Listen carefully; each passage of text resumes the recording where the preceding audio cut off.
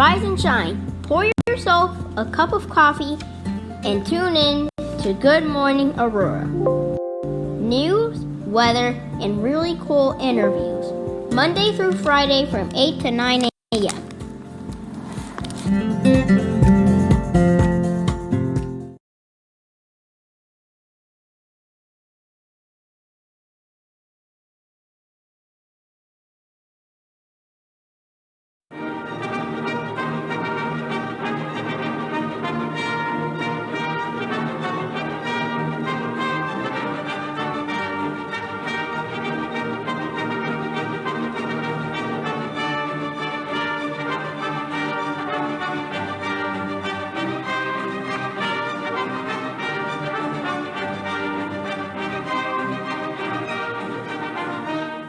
Good morning, Aurora. Good morning, Aurora. Good morning, Aurora. The time is 8 o'clock a.m. Right on the nose. It's Thursday, the 30th of June. It's a nice morning outside. We got great guests. We did some of the good things today. We learned that when you get your guests coffee and water, they are pliable. The word of the day is pliable. P-L-I-A-B-L-E. That's right. Imagine if I would have got that wrong. How you guys doing? Fabulous. Great. Great to be here. So we have the team of Holzl Homes, correct? Yes. We have Chris Wallace. Yep. Not Biggie Smalls, but sorry to disappoint this morning. I know you're expecting somebody else. do you rap, man? Not unless he's playing. So Okay. yeah. And Beth? Carrie Holzl. Carrie. Yeah. That's Beth. That's Beth. Okay. The last time we saw each other was painting. When was that? As we mentioned. Wow, Yeah. was that? Time flies. Yes, Last September. So Wow. almost a year. Yeah. Wow. You guys know that the Neighbor Project is a dedicated organization here in our community, and we do great volunteer work. And the team of Holzl Home here came out and painted with us one day. And we really appreciated that. But anyway, good morning to all of you great listeners, and we're glad to have you guys today. We're Glad to be so here. happy to be here on this beautiful day. So we'll talk about real estate. We'll talk about the housing market. You guys can get some great information for our folks, how they can get in contact with you guys as well. But I gave a brief introduction. Introduce yourselves and talk a little about where you're from and what you do. And we'll start with you, Carrie. Okay, well, thank you so much. It's exciting to be here. I live in Batavia on the east side of town, Okay. and I guess I could say I'm the founder of Holzl Homes.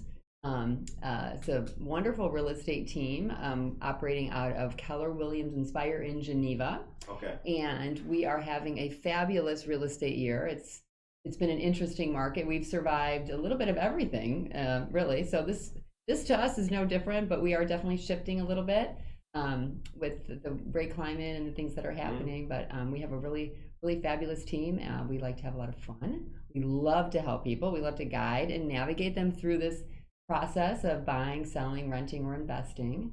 And Chris here is my partner in crime, and yes, we have a lot. Good. All right, Chris. Yeah, and Chris Wallace. I actually live in Geneva in the Mill Creek neighborhood. Been with Holzl Homes for just under a year now, and a little bit on the newer sides of real estate. But one of our four, including Carrie, one of our four agents. And then we have four folks behind the scenes that are very much hands-on with our clients as well. So it's been an amazing year so far. And for our office, for our team, for Keller Williams, and just for the housing market in general, you can be really successful, as much as the stigma is that things have been a little crazy out there, and it's definitely going through some change right now, which we can get into. So when it comes to the stigmas and I guess misconceptions, are a lot of people, when you meet them, are they adept? Do they know what's going on? Do they have even a slight knowledge if they want to buy or sell, or do you meet people who are somewhat novices and brand new to what they're getting into? You know, I know that you teach people and guide them along the way. So how was that? That's a great question, and really all of the above. You know, we really pride ourselves on like a really consultative approach to real estate, because everybody's situation is different and it's not a one size fits all. We do find that, especially in a market like this, when things are there's a lot of press out there about what's happening and the rates and the inventory, and people tend to kind of create an emotional response to that. And we try to, guide them and get them, just set with what the numbers actually are, try to take the emotion out of it, try to figure out what's best for them. But there's always that like leading and lagging time. Right now we're kind of, we're in this leading period where things are changing almost on a daily basis. And we're seeing like the coasts, like the West Coast and the East Coast are really starting to shift. The inventory is building. In the Midwest, we tend to be a little more insulated from those, quick shifts. But we like to really watch what's happening, so we're like one step ahead, so we can make sure to guide people. But really, just trying to take the emotion out of it. And Chris here, one thing that he's been fabulous about during the time where we really haven't had much inventory is he's just such a hunter. He gets just obsessed with making sure that the buyers find the home of their dreams, and he turns over every stone, and so we're so grateful to have his expertise. And so Chris is the bloodhound of finding I like it. Is that it? Yeah, I think there is something to be said about having. And I said that was full. I love dogs, so that was not a diss. That was not a diss at all. No, that's his new nickname now. So thank you. Yeah, I needed one. No, if anything, it's a compliment. I think that I've worked with close friends of mine and people that maybe came to one of our open houses that I've had a chance to meet. That and a lot of folks, they come to an open house, they're kind of casually looking, and again, they read maybe a blog or they hear something on the radio or on a podcast about what's going on in the housing market, or a friend of theirs just bought and realizes interest rates are now in the 6s and things like that. And until you put all of the pieces to the puzzle on the table for that specific person, how much down, and what can they put as far as money down, and what exactly what are they looking for? People still need to move or have a life change, whether that be work or a newborn or a growing family or just downsizing and everywhere in between. So it really is in this market, as inventory has been down, specifically in Greater Kane County and really all over the country. For buyers, it's having someone in their back pockets be an extra set of eyes and ears. That's something I enjoy doing. It's kind of fun for me, and obviously you get to a table similar to this and you're closing and getting the keys and things like that. That's obviously the most rewarding part for them, but the journey along the way is obviously the critical piece to make that all happen. So two things. Well, before we get to those two things, I want to talk about, you mentioned the shifts and the coasts. Can you explain that a little bit more? Yeah. So we talk about the shift. The shift just means that the market itself is shifting. We are in what we define as like an extreme seller's market. The month supply of home is something that we track really on a daily, weekly, monthly basis. And it just gives us a barometer for what does it look like. So the month supply of homes is if every single home sold, right? How long would it take to have 0 homes on the market? And in Kane County, that number has been less than a month, which might not make any sense to you or to some people, but generally speaking, a balanced market is like a 3 to 5 month supply of home.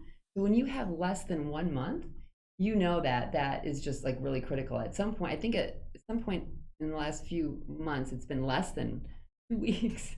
So, and there's really strong buyer demand. What some people don't realize is that about 33 years ago, we had the second largest baby boom in U.S. history, and the average age of a first-time home buyer is 34. So when you have that really low inventory and really strong demand, it creates like a tidal wave. Right. So, and the rates were also historically low. So, the Fed had, kept the lever down on rates to keep our economy booming and keep consumer confidence healthy. And that created such a demand for prices to increase. Because when you have so many people that want the same thing, the prices just went up. And the buyers were really kind of lapping those price increases up because the rates were so low. When you look at affordability as a holistic approach, it wasn't a big deal, right? Like the prices were high, but the rates were low. So it was like, okay, well, that's affordable. But now as the rates are increasing, right? Because the Fed is now increasing the lever on those rates because of our inflation, right? Like they're solely interested in kind of calming that down, and there's really only one way to do that, or that's the best way. And it's happening so fast that people are nervous, right? And so we're shifting now from an extreme seller's market into what we hope is a soft landing into a more balanced market. Now, and when we see that inventory though come on, Las Vegas is, their inventory doubled 50%, in just a short period of time. And so when things like that happen so quickly and the market gets dumped with inventory, we're not sure how that's going to be. Like, are there enough buyers to lap up all of that inventory and let it be kind of a easy, gentle, shift into a balanced market? That's what we're trying to wrap our arms around every day, and just understand what that means for a buyer right now, for a seller right now.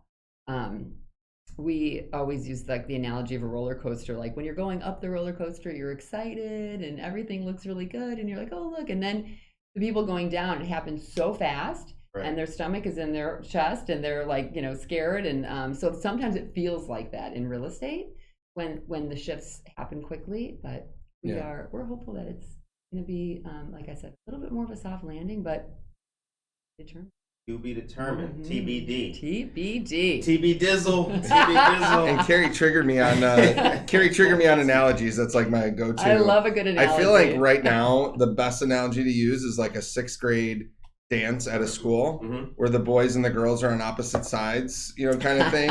And that's the sellers and the buyers right now. Like we're working constantly with both sides, and the sellers very much are on one side saying like, how should we price our home? Like there's just not quite enough data to say like we can't reach and really list high. Right. And the buyers are kind of like, rates are really high, so what are you going to do, Mr. and Mrs. Seller, to account for that as well? So, I think we're waiting, and we're waiting for the right song to come on so that everyone can kind of get back on the dance floor, if you will. Yeah. But I that is perfect. I don't know what you could queue up to make that happen, but we're out seeing homes, and the buyers are like, this is priced like it was a month or two ago, and the rates obviously are up, significantly in a very short period of time, and the sellers have to come down and kind of meet the buyers there, and even the homes come on. Price reductions are more and more common, but even the price reductions are a little bit here, a little bit there. Sellers quite haven't gotten their heads around the fact that we are past, kind of the peak. In Aurora in particular, I feel like Aurora, as far as inventory, is a little late to the party this year, and things picked up into April and May. And then now as we head into June, things have flatlined a little bit in Aurora in terms of just number of homes on the market. And then as homes sit and new homes come on, that's where you see the inventory pick up, and now the competition's picked up while the buyer pool maybe has gone down. So things are going to continue to be interesting really over the next few months.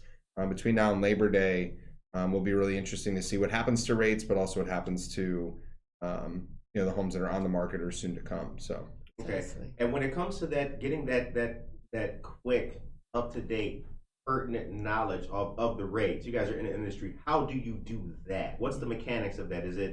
Is there an email that comes? I mean, I'm on the outside looking in, kind of thing with it. Like how does that happen? Yeah, good question. Because there's a lot of data that comes in, right? So you have to sort of look at it. It's in the news a lot too. I know a lot of that. Yeah, and it's hard. We have we've got great partners that really help us, because it really is a team approach, right? So lenders are a big important part of this piece of the puzzle, because every day we have a lender partner that sends us an email and says, here are what the rates are doing today, and it fluctuates, and so trying to understand that. But then when you look at the data, again, that's a lagging indicator, right? Because we're looking at a few weeks in the past, and so it's just trying to get ahead of those trends has been really important, and it's been interesting to watch, because we haven't really seen a lot of change. I would say the biggest thing that we've noticed, we have a micro view of the macro market. We'll close around 100 plus homes this year. Okay. So somewhere around like 45 to 50 million in volume. But,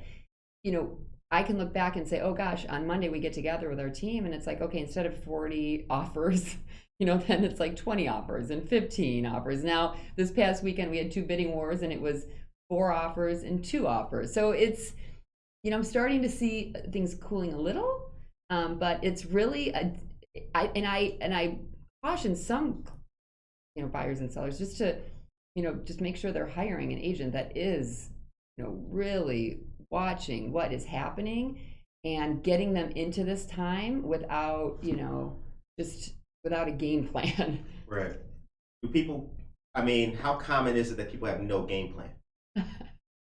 Honestly, honestly, on both sides, both sellers and buyers, it's interesting. And for the benefit of anybody listening. Yeah. A game plan is absolutely critical, and I think you need to get that from multiple sources. A lot of folks sometimes come to us with a game plan based on knowledge they've gained from friends or family members, and sometimes they get that knowledge from someone in Ohio or in a completely different market, or my cousin from Ray told me. Yeah, exactly. Yeah, Ray's my cousin pretty cool. sold their house. Ray's pretty smart. Yeah, like great guy, but he sold his house last October, and the market was different in February. So let alone now. So I think on the listing side, that's where our approach is really hands-on, and also helps guide them and see the whole process. Because everywhere from staging, and we have a licensed stager on our team, Katie, who's amazing, all the way from that to the closing table, understanding that whole process is key. I actually recently sold my childhood home with my parents, and they lived there for 33 years. The last time they did a real estate transaction, selling a house, was 33 years ago. So sometimes people, and that's great, you plant roots and you stay for a long time. It's a little more common now where people maybe house jump a little bit more or relocate for work, but you do have a lot of sellers that just haven't been through this process in so long that you really are doing it for the first time all over again. And it's an emotional experience too. And then the buy side, the strategy is key, because a lot of buyers are starting to put their hands up and exit the market and just kind of hit pause. And I typically encourage them, like, hey, keep 1 foot in, because everyone else is leaving. So if there's some opportunity there, it doesn't mean you have to do something you normally wouldn't, but there might be still some opportunities. So just kind of stay the course, if they can, and that's something they're comfortable with. So both sides, it's key. What did it feel like selling your childhood home? I was there yesterday and it was empty, and it was just me there, thankfully. So no one can see me, but it was definitely I grew up all the way up in Lake Zurich, so a good hour and 20 from here. But yeah, it was an emotional process for sure, and just like shed the last little bit of tears in the yeah, exactly. I feel you, man. No, we got a fat button for that, brother. We got a button for that. Yeah, don't keep it going. Okay. We'll switch it. It's early, so if it was late in the day, maybe. But you got me in a good time. No, but that's that's the kind of stuff that people. Well, you guys are, the human element of it too. I'm sure it is emotional for some people to buy and sell a home that they've lived in, or maybe they don't want to. Neighbor project, we do a lot of folks who they may have health problems. Mm-hmm. And now it's time to, leave the home and perhaps go to a facility. Yes. And they just do not want to do that. Any kind of thing. Well, I need wheat bread. Do they have wheat bread? It's like, sir, but with all, it's an emotional time and period. Good morning to all of you great people. If you're just tuning in, look who's here. The Marine Corps League Auxiliary of the Fox River Valley. Is that you guys? Good morning, and good morning, Aurora. Right back to you. We have a great guest. We have the team of Holzl Homes here in the studio with us today. Dan Barrero is here. Good morning. William Miller III. Good morning, and Saul Olivas.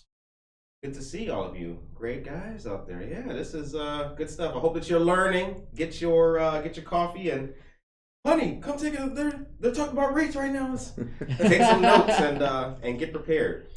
So let's talk about St. Charles and Batavia area. Well, where's the office located? Your main office. So our office is actually right on 3rd Street in downtown Geneva. Downtown Geneva. Keller Williams Inspire.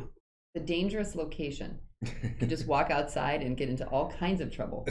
I've seen it. Yeah, it's in all kinds of trouble financially. Like, I need that. Yeah. But it's really nice down there. It's really nice down there. So let me see if I can use some of the lingo and jargon here. How's the inventory in Geneva? Oh, I love it. Right.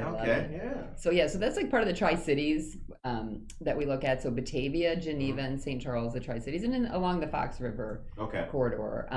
But the interesting thing is, it's all very similar. It's low, and I would say, and this, because we talked about it like an hour ago, but Batavia in particular, just really been historically low. Really? And it's funny when you look at the Tri-Cities, St. Charles has always had, we look at the median price points, right? And so just to get an idea of trends, and the median price in St. Charles is always a little bit on the higher side compared to Geneva and Batavia, because they have a lot of the big executive homes on acreage lots. And then Geneva has been like steady Eddie, right? I always tease, like, they have that zip code thing. It's, a little prestigious, being downtown Geneva. People are very desirable. When we get relocation clients that don't know anything about the area, they say Geneva or Naperville. That's just kind of what people have heard. And then Batavia tended to be a little bit on the lower side, more of a first-time home buyer price point, median price point. And then that's really increased in the past, 5 to 7 years. Which I think has a lot to do with where the buyers are, because we had a lot of more first-time home buyer part of this segment of the population. So that did kind of drive Batavia's median price up a little bit, but they're all really, really low right now. I mean, every area. And what we found that was interesting with the pandemic was, what people desired switched so quickly. So for a long time, the trends were, I don't want a big yard. I want to have experiences, not things. I want to go live and travel, and I don't want to handle maintenance. So things started to get like smaller. People wanted smaller homes and just getting down to the basics. And then when the pandemic hit, it was like exactly what people desired switched. And it seemed like overnight people wanted space, and they wanted home offices, and they wanted land, because if they got locked up again, they wanted to feel like they could breathe. Right. So those properties that had the acreages and the land got super popular, whereas before they were not as in demand. So it's just a funny thing how it just kind of switched overnight, and that luxury inventory really kicked out, and a lot of people found themselves oddly, with the pandemic, in a good financial position. Some people, so it drove that those prices up. Well, so with that experience and that chunk of information, because I was going to ask this question later on, but this is a great segue. What's the biggest impact do you believe that the pandemic had? And is it that people had more money to spend, or what else do you think was a big impact of the pandemic? That's a really good question. I would love to see what you think about it too. It's just, I just remember back when we went shelter in place, and I was joking, we were kind of in the fetal position, like scared. We had 16, 17 homes under contract, and I didn't know if we could even close. People thought the title companies were going to close. We couldn't be together in person. And it was such an odd, scary time. And then of course, Illinois said we're essential, and then slowly people got back to it. And it's just interesting how it flipped so quickly.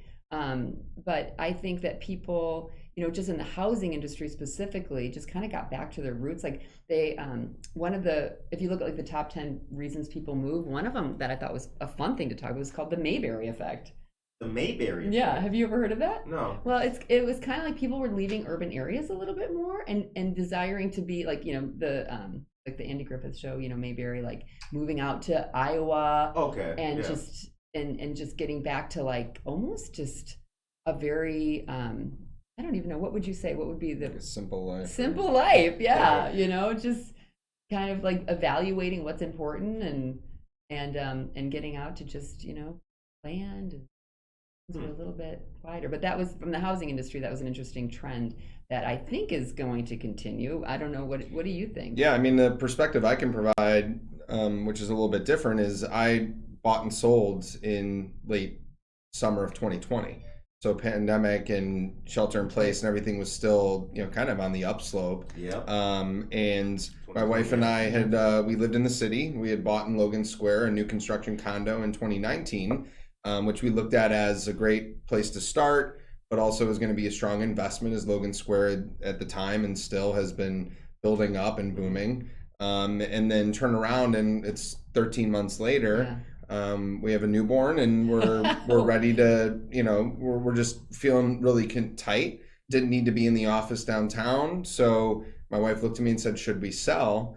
And I initially said, absolutely not, because we'll take a hit on a new construction condo a year later. And long story short is, with the rates and how favorable they were, our affordability was much higher than we thought it would be that quickly in our journey as homeowners. And that opened up the door for us to move out this direction. And we went through that process during the pandemic. So really the impact on the markets was the interest rates, and therefore that allowed people to afford much more homes. So now, as rates have gone from the mid 4s into the low to mid 6s in a really since beginning of May, the amount of people getting priced out of the $300,000 or $400,000 range for affordability is in the millions nationwide. So that as rates go up 0.25%, you start to price out millions of people every time. Yeah, And that's so, good. that's where it's also impacting, I think, some of the supply and demand in areas like Batavia, where a lot of homes are around that 400,000 or 350,000 price point, because a lot of those folks have, kind of hit pause, continue to rent, but then you turn around and rent's up 30%. Yeah. So, it really is this push and pull and figuring out, are we in a place financially and in our lives to put, start building some equity, or do we want to stay put because that just feels more comfortable to us? And so that's where just having the education that the average home buyer or possible home buyer doesn't have is where we try to lean in and just provide that via our newsletter or things like this and our social media, just to make sure people understand what's going on and how to get in touch with us. So one of our great listeners, Dan, says, I live in the Marywood part of Aurora. Marywood. And we refer the neighborhood as Mayberry. Oh, that is so. I was talking about Marywood yesterday. That is so bizarre. Yeah. And how big is Marywood? I wonder. Dan, if you can hear that, brother, how big is Marywood? Marywood? But, I don't think it's very big. Yeah. It's not sprawling. It doesn't take up a lot of land. I'm not too sure though. Good question. Okay, yeah, I wondered about that. And Tracy Duran says, on the topic of childhood homes, my sister and I were able to visit our old house on Gates Street when it was up for sale. It was nice to visit. Bit sad, but glad we did it. That's fun when it's on the market. I was hosting go peek. I was hosting an open house of ours in Wheaton, and the owners prior to this seller that we worked with actually came to the open house, and we're like, we used to live here. Want to see what they did with the place. It's funny. I mean, some people are. I wish I could have done that. Yeah, some people are fleeing Illinois and going to Florida and doing all these things, but there are quite a few folks. I just met a gentleman yesterday that moved from Tennessee to Illinois, whereas a lot of people are fleeing to places like Nashville and whatnot too. Oh my gosh, I'm so glad about Nashville. I'm so glad you said that, because one of the other things that was really interesting about the pandemic, because people could work from home so much. With the way the remote world was, we found that a lot of people actually moved back to their hometown from leaving for work, and once they could work remote, we had people coming back, which was really fun. Same kind of emotional. I think that working remote and this is somewhat slight, but I think that the world going remote was, for a lot of people, perhaps the best thing that happened to them. Yeah. Sure. I just at least speaking on a personal level, my quality of life with a better work balance, work-life balance, got so much better. So much better. Like the ability to send 8 emails and, quite frankly, take a 31-minute power nap. Yeah, right. 31, that's the magic number. Right? Not too much, not too little, Then you get up, take that quick power shower. Yeah, power shower. Yeah. And now you're back to, right? Yeah. That was, instead of just, chips in the vending machine or whatever. So I could see how maybe perhaps all of those kind of personal human factors would figure it in a good way. But there was another question here. I don't see a lot of for sale signs around. Is that because people aren't moving, or is it because the home sells so fast? I think you kind of answered that slightly. But Jessica, good morning. That's true. Yeah, they are selling quickly. That's a great point. They are selling so fast. Okay. So fast. That could be part of it. But I love hearing stuff like that, because this is what people. That's like a perception, right? And when people start to think, it must be that there's not a lot of homes on the market, or people kind of put together their own opinion about the things that they see and hear and feel. So it's good to make sure that you really do figure out. And there are little pockets of towns and cities that have different sometimes price points have different days on the market. But yeah, that's a great observation. They're in and they're out. Now that Marywood area is around 20,000 residents. Oh. 20,000? 20,000 residents, Ward 1. Wow. So, oh my gosh, I am shocked. Yeah. Huh. Emily, good morning, and Tracy Duran, good morning to you as well. So now I mentioned the local news that we have. We're going to go to a brief commercial here as I deliver And ladies and gentlemen, we got the real. You hear that? Like, man, he's just not flicking it, man. He's really got it. Okay, here it is. So, don't forget, you guys, that today is the last day for Marie Wilkinson's Food Pantry's toiletry donation drive that's going on. Good morning, Aurora here. We are one of 3 other locations with which to drop off stuff. Today is the last day. Remember, mini-sized toiletries. That's what we need for Dad. Mini deodorant, mini toothbrushes, mini packages of wipes. I can tell you, as a dad, we don't need mini nothing. We need to get the full bar. Yeah, the right? Costco. Give me the, yeah. Dad needs an 8-pack of soap. Yeah.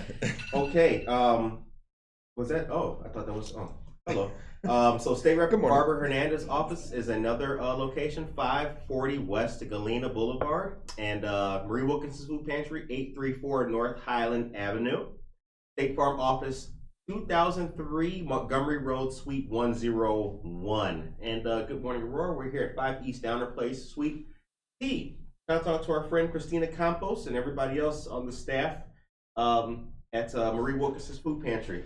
And also, you guys, there was news last night that I saw. It appears that the Carson's building on Lake Street, 970 North Lake Street, will be a miscellaneous storage facility. It will be. And I know that a lot of residents over there were upset. Oh, we don't need another miscellaneous, just big storage building. Can it be something else? Can it be a mall, shopping, food? And it appears it will not be any of that. It will be a shopping center. Neighbors at the city settled too early for what they call a passive development that will not create jobs. It will generate little sales tax. They said city officials failed to fully investigate other options for the building and did not communicate with neighbors very well. 187,117 square foot building, been vacant since 2017. Wow. All right, and that's your news, ladies and gentlemen. That is your news here on Good Morning Aurora. Been waiting to say that my whole life, man. Yeah. Okay. All right. So, how did what's the genesis of Holzl Homes? How did it get started? What's the take me to the day before? The day before it got started. The day well, before I guess I'll have to answer that. Yeah, take us on that journey. That's BC before Chris. So it's kind of a fun journey for me. I'll be honest. I've always had an interest in housing. Okay. And it was funny. My parents, I think, did one thing really well. They did a lot of things great, but one of the things that was just sort of a non-negotiable when I was growing up was that when you, like, if you go off to college or do something, you get about one more year in the nest and then you're booted out. So it was always clear that I had to figure out a job and buy a house, buy housing. So I had a really awesome family friend who was a real estate agent and made the process super fun and make it look so easy. And so I thought, oh my gosh, this would be so great. I want to be a realtor someday. And I actually ended up bumping into a friend of mine that I went to college with. I went to University of Iowa, and he was in commercial real estate. And he said, Carrie, you should come and get your real estate license and come join us in commercial. So I thought, perfect, there's my opportunity. And I did it, and it was a great experience. But what I found, it wasn't relational enough for me. It was just a little too much business, and the selling cycle was really long. And so I thought, I think it would be a lot more fun to get involved with residential. But I waited on that a little bit, and I went into a couple different sales areas. I worked for a title insurance company. And then, so I got my license in 2001. And then shortly thereafter, I decided, you know what, I'm going to jump into real estate. It was perfect timing. I had twins. So, I mean, what better time than to really complicate life? Now, yeah. So I thought I survived that, right? Which was not an easy task. And it kind of gave me a lot of energy and enthusiasm around the fact that, like, I could handle anything. I got really structured with their schedule, and I jumped headfirst into residential real estate. I went to Remax, and boy, was I wrong about really? how easy it looks, right? It was really hard, and it was emotional, and I just thought, gosh, this is, I'm leaving my family and my babies, and I'm just not sure. And so I decided, I kind of just made a mental decision to get really purposeful. Okay. and go through, I got into coaching and training, and I think the one thing about our industry is it's not that hard to get a license. And I find that a lot of, people just kind of wing it, right? And that just wasn't my style or my personality. So I got really purposeful, got into coaching, and then I found Keller Williams, which is just a fabulous brokerage. They really do invest in their agents. They teach you not only how to sell real estate, but how to be mentally tough, how to, it's really impacted my whole family tree. My twins have a different path because of the things I've been exposed to there. But I went there for the sole purpose of building a team, because that's really what Keller Williams does best.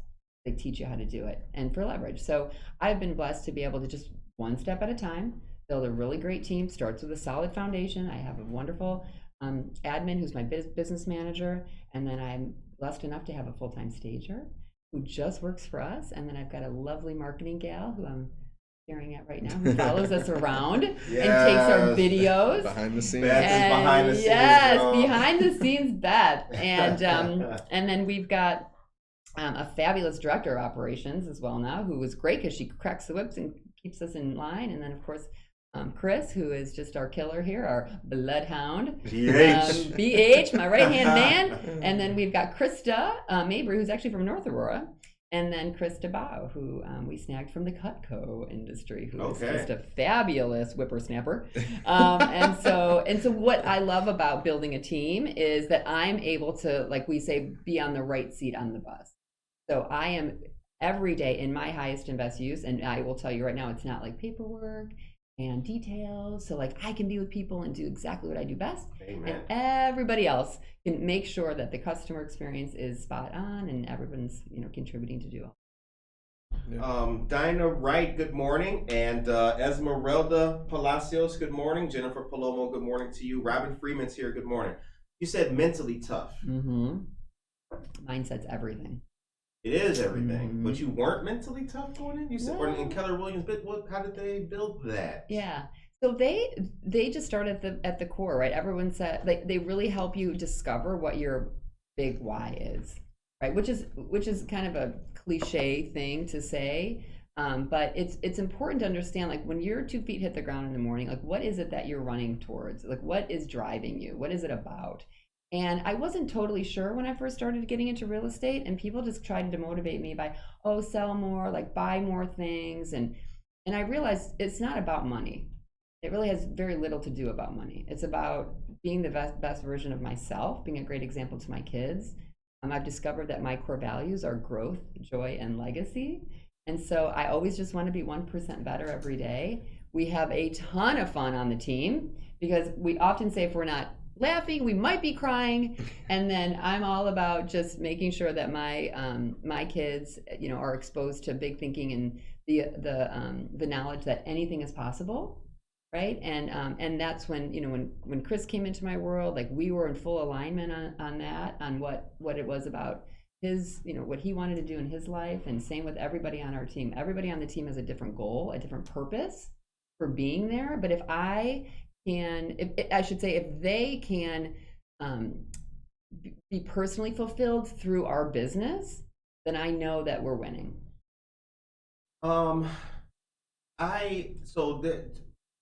And now's the perfect time to pick up on it. So you guys really, and again, when we met, it was a nice sunny day. We're out there painting. We're painting a house that folks who don't all speak English live in. They're seeing us doing that work. They're seeing the basics. They're seeing a coat of paint, that kind of thing. There's not many people who are realtors or in the industry who would do that. I'm a social media guy. I see a lot of like charcuterie boards and wine nights, and that's cool. But I don't see a lot of giving back activities, mm-hmm. not knocking those who do and just don't post it. Mm-hmm. But I don't really see a lot of that kind of human level relationship building. And I'm thankful for all the volunteers who volunteer their time with us, mm-hmm. but like I was impressed by you guys. Like that really meant a lot to me because getting some high school students to slap some paint is not the hardest job in the world, mm-hmm. but getting people who have busy lives and who are realtors, and that's a little bit more difficult. Like, they need to make the time and then dedicate and show that time, and not everybody does that, and I appreciated the heck out of that. I was really impressed by you guys, and those people in those areas need to see that, Yeah, and they 100%. won't forget that. And that meant a lot. So, like, to have you guys on the show, like, you guys deserve to be shouted out, man. Like, I appreciate that. Like, no, you guys really do. Like, I like all your pictures and everything. Follow you guys on Instagram. Yeah. Like, I'm a supporter, man. I Because appreciate that too. seriously, those gotta help people, each other. those kids in that window have never seen that before. Yeah, right. So I really, on behalf of the show, to you guys, thanks. You guys are doing good work out there. Yeah, we appreciate that. And that resonated with me when I first met Carrie and the team. And one of the first things that Carrie and I spoke on was how, and that Beth spearheads for us, is our monthly give back initiative. Yeah. So sometimes as we are realtors running around, sometimes it is, doing funds. We did a March Madness, and the charities were charities were at the mercy of the basketball players on the court, but the everyone wins essentially in that sense. But for me, that's something I did well before I met Carrie and the team, and with United Way and other organizations, and youth and communities, especially in the city. And so that really hit home for me, because it can't just be all about buying and selling homes or staying up on the trends. Like, all those things are important, and our clients mean everything to us, but it has to go beyond that. It has to matter more than just the day-to-day of real estate. And it's easy to get caught up in all the things that we need to do, and the contracts are going in and out, and we need to sign this or do this or go to this. And so, it's important that we have to set aside that time. And I think it's easy to have it not happen. But I think you have to really dedicate the time to it. And I'm somebody that likes variety, and that's why real estate's been so great. Okay. No day is the same. And that's been awesome. But I think part of that is because of different things that we've been able to do, and go to food pantries and things like that, because you have to scratch that itch of give back, whether it's time or finances or both, to really make you feel like you're completely fulfilled and not just one lane, one direction with it.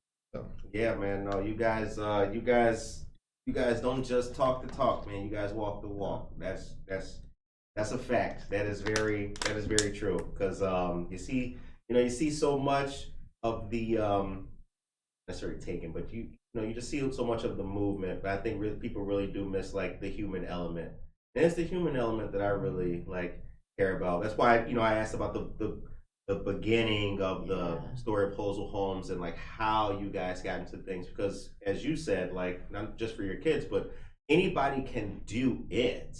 You can achieve. But you mentioned when you step out of bed, what's your purpose? I think a lot of people, not that they don't have it, they just haven't found it yet. Yeah, it's really a hard thing. It really is. And people get intimidated when we talk about the big why. They're like, we don't know. And somebody says, your why should make you cry. And it's not that simple. I mean, it's a constant journey to self-discover what is important to you. But I love unlocking that for the people on our team, because then I know we can all have a big life, right? And whatever that means to them. Right. And one thing I should mention, as I'm thinking about it for people that might be listening, but Keller Williams, we believe so firmly that anything is possible, that even the next great realtor isn't even in business right now. And so we have a free real estate school that we offer. Yeah. So if anybody's interested in getting their real estate license, we can help provide them with that information and get them started. I mean, there's no other brokerage that really does give you that basis for training and education. Even when I went to Remax, they were like, well, you need to have business before. I go, well, where am I supposed to start? I mean, someone's got to start somewhere. Yeah. And so I really need experience, but they don't want to give it to you. Right. It was so confusing to me. I'm like, well, what do you do? So I wish in a way, I almost wish I would have started there. But that's one thing I really like about Keller Williams, because we're always looking for the next great realtor, because anything is possible and anybody can make it happen. How do people get in contact with you guys? Well, that is a great question. I would say, what do you think, Beth? What do you think? Holzl Homes at Gmail? .com. Holzl Homes at Yeah, I would say. Or I would say just call. 630-299-4459 is the number that you need. Or Like just a radio Or station. follow Why us. just Follow us on social media. Yeah, we're Follow on us on social Instagram, media, yeah. holzlhomes.com, and on Instagram. HolzlHomes.com. Because the thing is, you're going to spell Holzl Everywhere. wrong. Yeah. It's Yeah. just the thing. So. Yeah. People do goof up the pronunciation, the spelling. It's Holzl, Mm-hmm. homes.com. Holzl. Yeah, so Holzl Homies. Holzl Homies. We're Holzl Homies. That's Yeah. right. Follow them on Instagram and social media for sure. Eddie Colin, good morning. Cheryl Brownell, and happy Thursday to you too, Maria Vasquez. Lennox Joseph, morning. And Mary says she's interested in the free class as Oh, well. yeah, Mary. All right, good stuff. Good stuff. Look us up. So the time is 8:45 a.m. A couple more things here. So, what's the message to the seller right now? I love it because, well, I mean, we've been through a shifting market, and I learned yesterday, this was fascinating to me, that 84% of the National Association of Realtors right now, so 84% of realtors, they said that realtors have never been through a buyer's market. 84% of realtors has have never been through a buyer's market? Yes, 84%. That was a NAR statistic yesterday. I thought, oh my gosh. And because, right, so the market goes up, it goes down. So that was probably 2008, right? Because that was the crash, as I'm doing air quotes. And then 2008, it was a strong buyer's market for a long time. And then we slowly recovered, very, very slowly and steadily. But, the last 3 or 4 years, if you're new to real estate, all you know is that it is bananas, right? Like, the listeners said, oh, there's no signs. You put it on and then the next day it sells. So there doesn't sometimes have to be a game plan. But what I saw that just drove me just so mad was so many agents were like, oh, I sold it before it hit the market. Or it's like what we are so obsessed with is making sure that we don't leave any money on the table for our seller. Because in a market like this, it's kind of actually easy to do. So our approach is that we turn over every single stone we possibly can to get the absolute most exposure, and then make sure that the market is really driving the price to exactly what it should be for that seller, and make it as seamless as possible. Because the market and the price always do come together. It's just our job to make sure that we're getting that exposure and doing it the right way. And we have a really unique marketing plan. Of course, I feel really proud of what we do and how we do it, but I don't know many real estate teams that offer the services that we provide, complimentary, especially our staging program. Because what we've found is that buyers buy an emotion and then they justify their decision on logic. And if you can't walk into a home and really feel that emotional connection and feel like, oh, I could raise my kids here, or this is, I'm downsizing and it's stressful, but this is a beautiful home and I feel like this could be mine, then you're not going to get them into a buying decision. And so what we do is really, through our staging, and we have a warehouse of inventory, we work to make sure that every home has the benefit of being perfect and putting every room in its best light. And that way we know for sure that we're going to get top dollar for our sellers.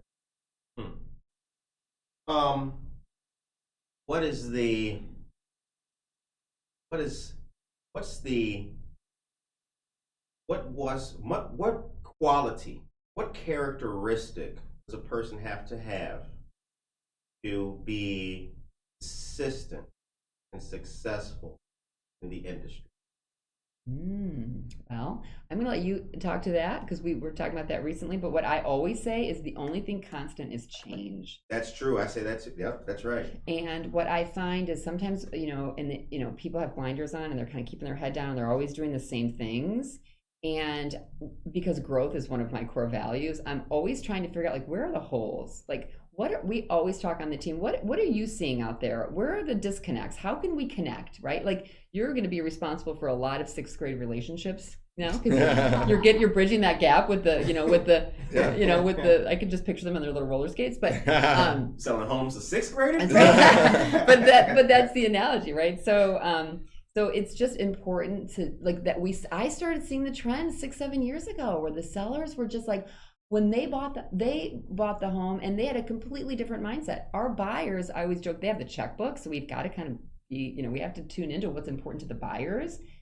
And the buyers are different than the sellers. The buyers they grew up in a different time. They were exposed to HGTV and they don't have a lot of vision. Right. They kind of need to have it presented to them. Whereas back in the day, buying a home was different. People they took pride in the work that they would do in the house and taking down the wallpaper or doing the remodeling themselves. And our whole world has changed where, we weren't raised that way. We were. Right. So just understanding those trends and making sure that we're doing everything we can to bridge that gap. I mean, that's the fun part for us. Like we love to sit around and talk about what can we do to do things different and, shake it up a little bit. So yeah.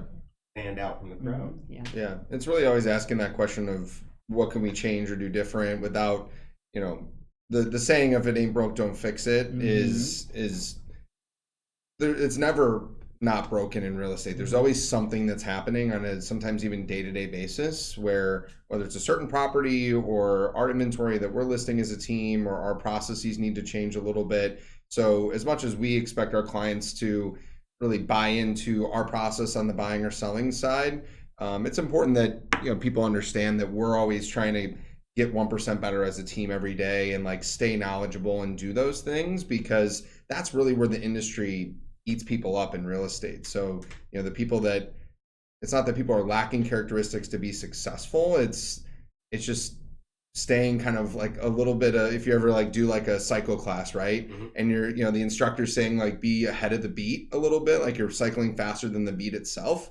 That's kind of the mindset you need to have as a realtor is like you need to be going a little faster than the industry is. Right. Because as soon as the industry catches up to you, they're gone. Yeah. I'm training for a half marathon right now. And like as I train, I envision people passing me. Yeah. And there's nobody around me. I'm running through my neighborhood. Right. So it's that type of mindset and figuring out, just be a little bit ahead of the pace so that you're always one step ahead of things as much as they get caught off guard all the time. Yeah. So I was having a similar conversation with a friend, Tracy Duran, asking about the news. Like my ear was constantly to the ground. I know it's bubbling. Yeah. Like it's like popcorn, right? Yeah. I hear that first kernel. Yeah. That's a great one. I hear the sizzle of the butter inside the bag, so I know it's gonna pop. Like you have to be one step ahead. But it also goes back to what you were talking about though. You gotta know your purpose. Like what are you when you wake up, what am I trying to achieve? What am I trying to achieve? Like this morning. You know what I'm saying? Got up super early. Like, what am I trying to achieve here? What am I trying to do? And we're doing it right now. That coffee. How's the coffee? We like the coffee. I mean, I complimented it. It's delicious. It's fabulous. And it's Treadwell. strong, which I need. Yeah. I mean, Shout out to Treadwell. Happy. Yeah. Okay.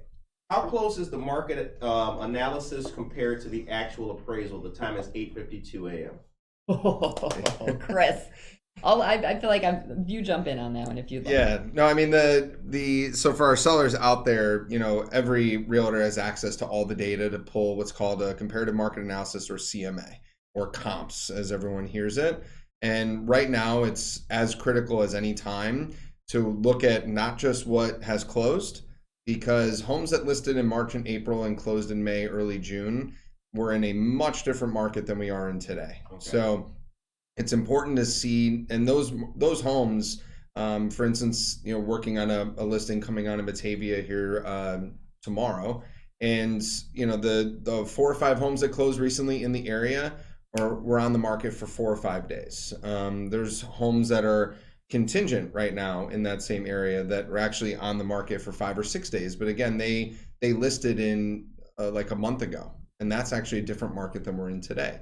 So you have to really look at all 3 pieces, which includes what's active on the market now.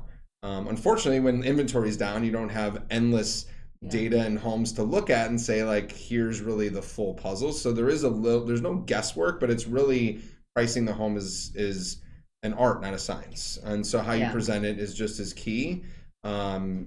And if you want to tack on to that. Well, I was going to say with the appraisal, that's just been a hot topic, right? Yeah. Like very hot because the market is actually, it's going up faster than we can catch it.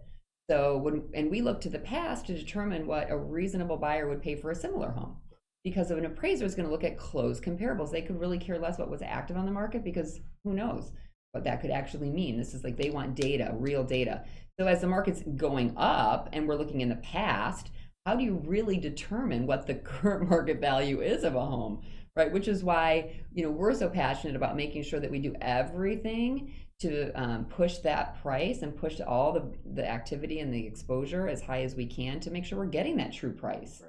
And oftentimes we'll ask the buyer if it goes above the price it's listed at, which happens, right? Because again, the market is going up, has been going up faster than we can, close comps. We'll ask the buyer to, maybe bridge that appraisal gap, but we have a lot of different things that we can do to kind of protect the seller from that. But, and it's a hard industry when the appraisers are, kind of scratching their heads just like we are. That's right. But one nice thing, we were saying this yesterday, when things do cool, whenever, however that is, it will be nice not to be so concerned about appraisal.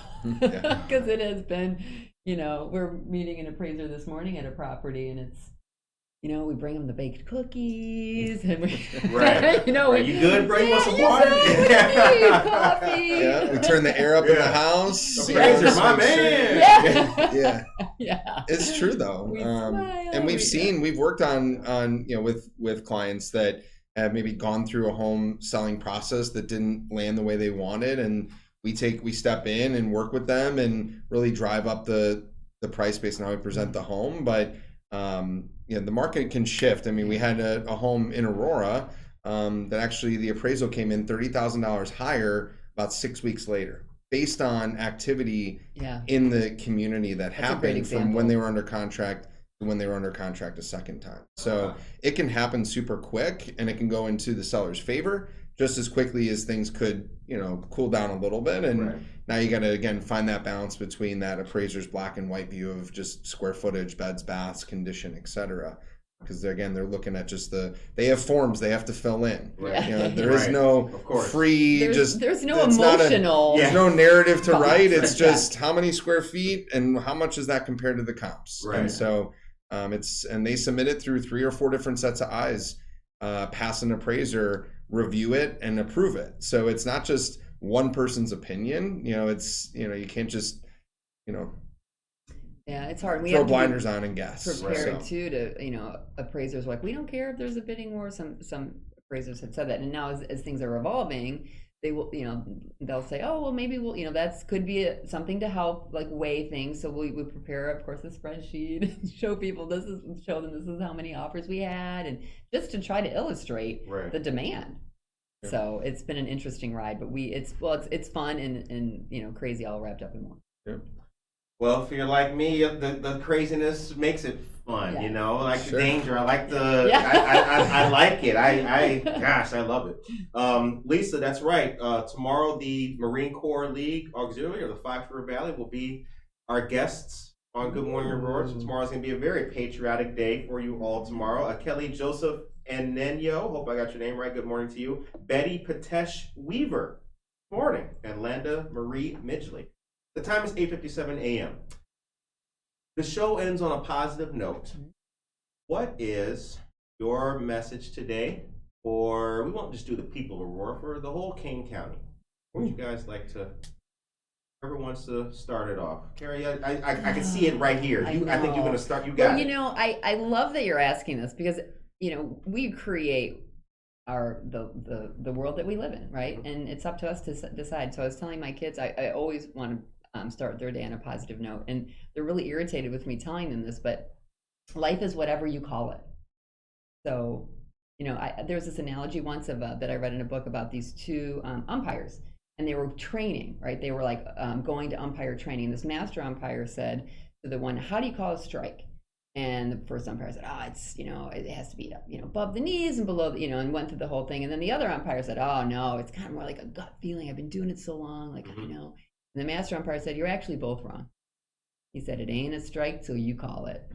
Oh, I like that. As a former umpire, I like that. I haven't heard that before. I'm like, right. And my kids are like, oh, Mom, the umpire again. I go, hey. You just made the decision to paint your reality in a negative way. Why don't you take the word can't and replace it with a different word, right? And that's the beauty of our lives, right? We are very blessed on this earth. So we decide how we're going to make it. And honestly, anything is possible. Right. That's right. Well said. And I will say, not to go too deep on this, but obviously there's a lot going on in the world right now, specifically in the U.S. And we're walking into 4th of July weekend.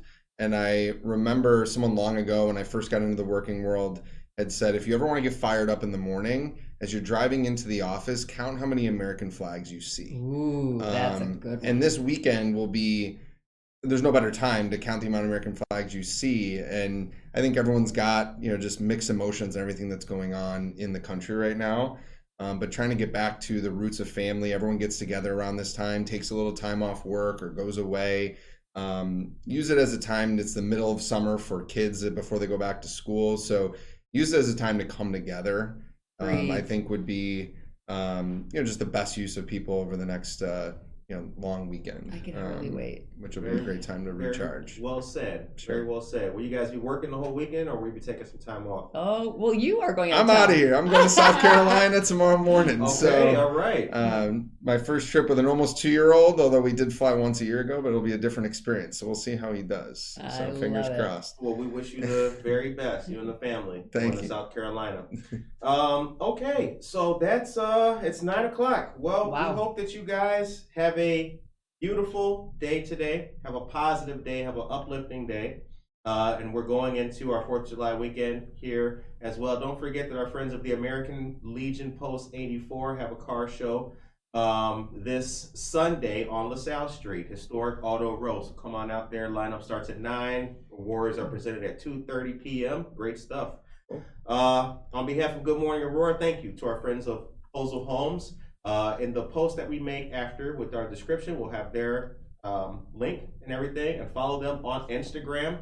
Take care of yourself and each other.